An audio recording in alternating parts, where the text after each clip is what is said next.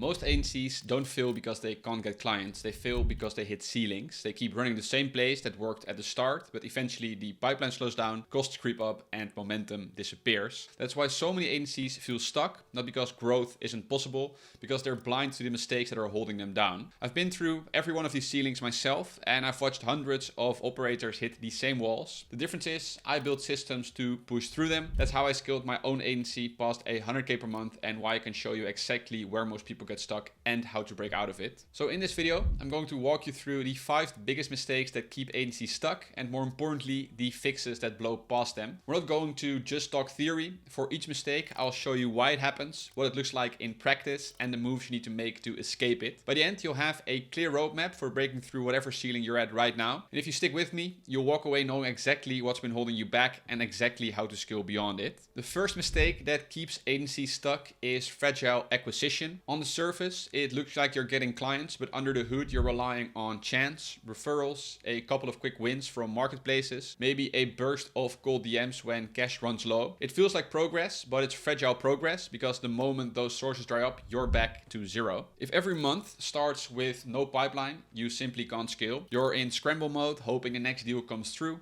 That's not growth, that's just survival. And survival mode keeps you capped at the same level year after year. The agencies that break out are the ones that stop relying on luck and build demand they can actually control. And the fix is simple. You need one owned, scalable channel. For most agencies, that channel is cold email. Unlike referrals or platforms you don't control, cold email is infrastructure-based, not platform-based. That distinction matters. Platforms like Upwork, LinkedIn, or Meta make the rules. They decide reach, cost, and whether you even get to play. Cold email flips that equation. Every domain, every inbox, every workflow you build is something you own. That means you can scale on your own terms without waiting on an algorithm or hoping someone refers you. Cold email at scale sounds overwhelming, but it doesn't have to be. The system I built handles every stage of the process, and this is where most operators fall behind.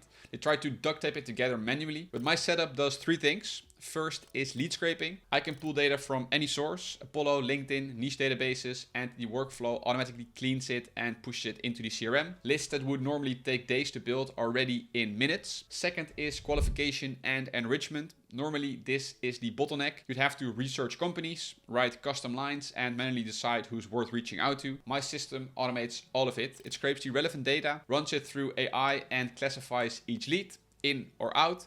If it's in, the same data is used to generate hyper-personalized outreach instantly. No copywriting bottleneck, no manual research, and it scales to thousands of leads per day. And third is reply handling. This is where most people drown once they actually scale. Dozens or hundreds of replies come back, and without a system, opportunities slip through the cracks. My workflow classifies intent automatically, routes replies correctly, and even drafts AI-powered follow-ups. It keeps the pipeline moving without me manually chasing every lead. Put all 3 layers together, scraping, enrichment, and reply management, and what you've got is an end-to-end machine that turns cold email into a predictable, scalable channel. I've booked thousands of qualified calls of this exact workflow, and it's the same backbone my agency runs on today. It doesn't even cost much to run a system like this. For a few $100 a month, the price of one dinner with a client, you can be reaching thousands of decision makers directly in their inbox. Compare that to ads, where you'd burn tens of thousands for the same reach, or SDRs, where payroll eats you alive before results ever show. That is the leverage cold email gives you, and it's the reason my agency scaled so quickly. Now here's the thing, I didn't figure this out overnight. It took months of trial and error to build a system this clean, but you don't have to start from zero. Inside my community, I've laid out the exact automations I use today. Scraping, enrichment, reply handling, everything. So you can copy the system and get moving without the wasted time. Links below if you want access. Cold email solves the fragility of relying on luck. It takes you out of survival mode and gives you a pipeline you can actually depend on. But pipeline alone doesn't guarantee growth. There are other mistakes that hold agencies back, and one of the biggest is how deals are structured. The second mistake that keeps agencies stuck is the project treadmill. On the surface, it feels like you're making progress. You land a new deal, deliver the work, get paid, but underneath you're running in place, because when every deal is a one-off project, the clock resets as soon as the work is done. 1 week you're busy, the next you're back to hunting. It's a cycle that looks like growth, but it's really just survival with nicer packaging. Projects don't stack. You can deliver 5 in a month, but when the invoices are paid, you're back at 0. There is no compounding effect, no stability, just constant pressure to fill the pipeline again. And worse, projects eat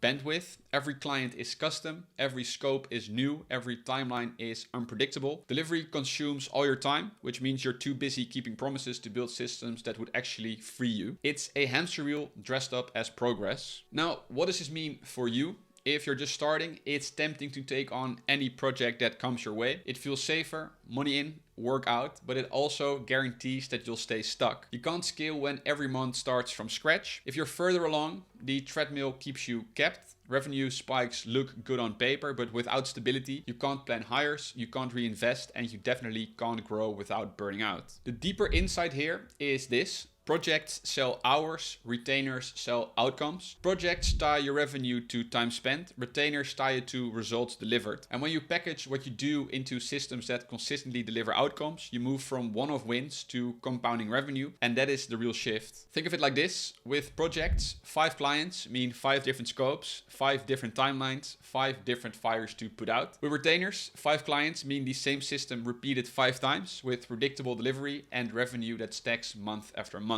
One model resets you to 0, the other compounds into stability and scale. So what is the fix? Stop selling your hours, start selling outcomes. Package your process into something repeatable, a clear system, a defined deliverable, a result that clients pay for monthly. It's not about doing more custom work. It's about doing the same proven work in a way that creates ongoing value. That's what shifts you from a project treadmill to compounding growth. Retainers solve the treadmill of one-off projects. They give you recurring revenue and a sense of momentum, but a steady stream of deals doesn't guarantee stability because plenty of agencies with full calendars will still find themselves broke, stressed, and constantly behind on bills. And that's because of the next mistake, thin margins and broken cash flow. On paper, it looks like you're scaling, more clients, more revenue, bigger numbers, but underneath you're burning just as fast as you're earning. Costs creep up, payment terms stretch out, and suddenly growth just means more stress, not necessarily more profit. This is the silent killer of agencies because revenue feels good, but it doesn't keep the lights on. The truth is, most operators don't have a pipeline problem,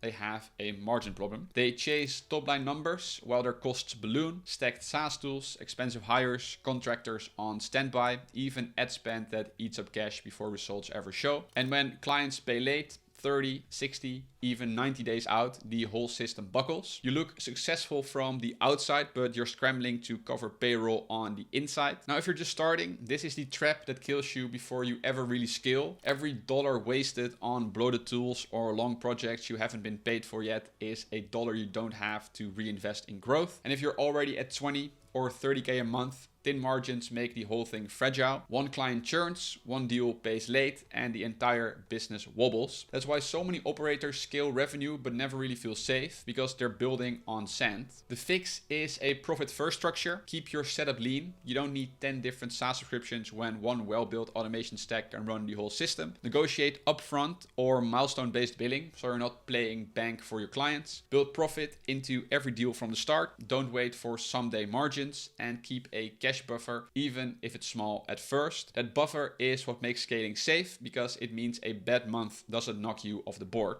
Think of it this way. I've seen agencies pay 2K a month in tools that a single automation could replace for $200. I've seen founders wait 90 days for enterprise clients to finally cut a check, leaving them underwater while payroll keeps running. And I've seen those same founders flip their model, move to upfront retainers, and suddenly scaling felt easy, not stressful. The work didn't change, the structure did. So if you want growth that lasts, stop chasing revenue for the sake of revenue. Focus on margins and cash flow first, because profit is the oxygen of your agency. Without it, scale just suffocates you faster. But money isn't the only ceiling.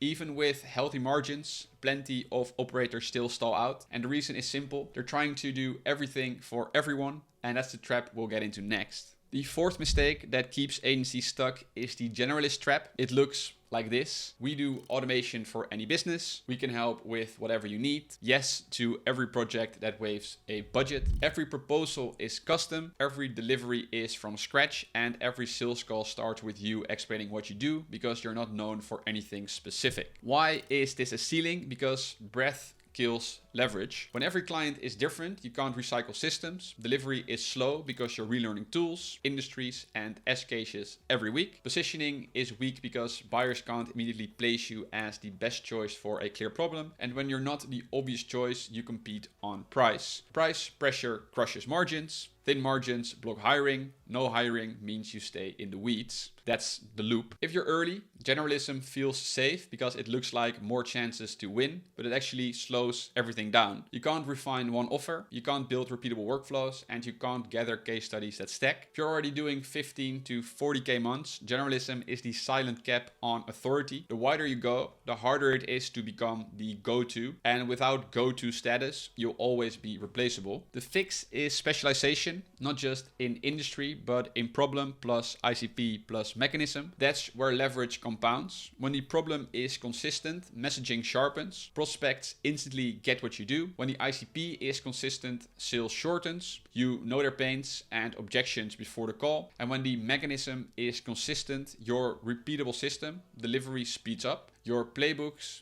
templates, and QA are already built. Faster delivery lifts margins. Better results lift LTV and referrals, and that's simply compounding. The big misconception is that specialization shrinks your opportunity. It doesn't. It shrinks your addressable noise and expands your winnable market. When you become the obvious choice for one sharp problem, more of those exact buyers say yes, faster at higher prices. That's how you grow, by being known for something, not just by being available. Now, here's how to pick a lane without spinning for 6 months. Look for a problem that's painful and urgent. Make sure you have at least one credible win or story you can turn into a case study quickly. Check that you can map out a repeatable mechanism, something you can deliver at an 80-20 level again and again, and then confirm the economics. Can this command prices that leave healthy margins? And finally, make sure there's a reachable pipeline of decision makers. If you can check those boxes, commit to it for 90 days, one ICP, one problem, one mechanism, one offer. It's not forever, just long enough to get a real signal from the market. Specialization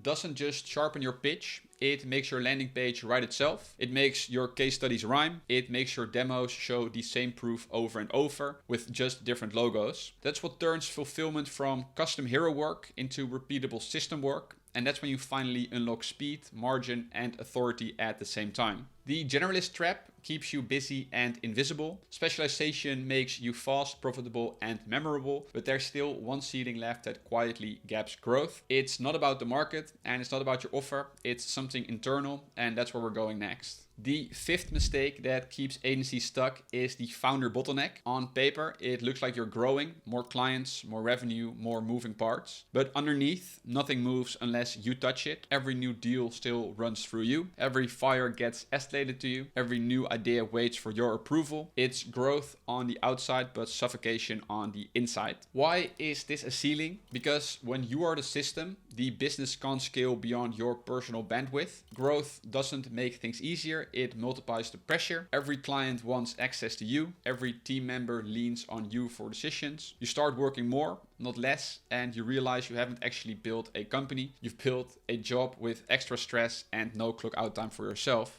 If you're early, this shows up as the thought, I'll just do it myself. It's faster that way. And maybe it is at the start, but every time you choose speed over systems, you're locking yourself deeper into the role of the doer. If you're scaling, it looks like hiring juniors without training. You delegate tasks, but without playbooks, everything boomerangs back to you for correction. Either way, the outcome is the same. You stay the bottleneck and your growth stalls because there's only one of you. The real fix isn't just hiring help. It's building assets that make the business run without you. That starts with playbooks. Document the way you do things, outreach, sales calls, onboarding, fulfillment, so they can be repeated without guesswork. Then transfer ownership. Don't just hand off tasks, hand off responsibilities to someone else. Make people accountable for outcomes, not just for actions. Reinvest margin into the right hires and tools so systems replace stress. And most importantly, build a culture where the team tests and iterates without waiting for your green light. That's how decisions stop piling up on your desk. The nuance most people miss is that solving the founder bottleneck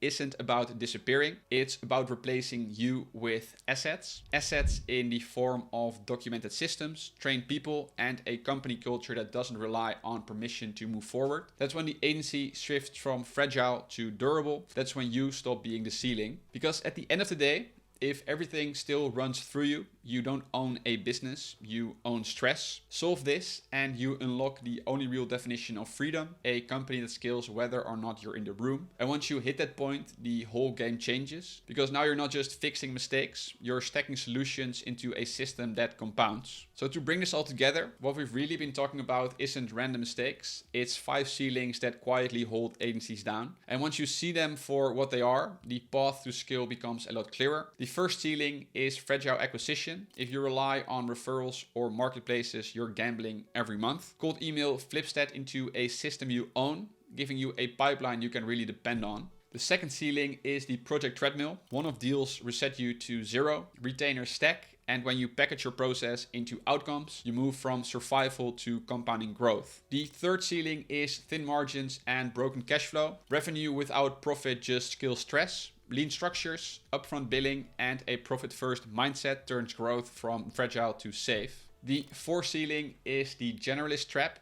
Doing anything for anyone keeps you invisible. Specialization makes you fast, profitable, and memorable because you become the obvious choice for a sharp problem. And the fifth ceiling is the founder bottleneck. If everything still runs through you, you're not building a company, you're building stress. Playbooks, ownership, and culture are what finally turn the business into something that scales without you. Together, these aren't just 5 separate problems. They're the reason most agencies stall out, and the fixes aren't theory. They're the exact moves that let you break through each ceiling and stack momentum that doesn't just spike, but compounds month after month. That's the roadmap that I promised at the start. How to spot the ceilings, how to fix them, and how to finally escape the cycle of fragile growth. And here's the thing. Knowing these fixes is one part of the game, but actually putting them into practice is where most people get stuck. Because it's one thing to hear build a predictable pipeline or package your offers into retainers, and it's another thing entirely to sit down, build the automations, write the scripts, set up the systems, and actually run them. That's why I built Scaling System Society. Inside,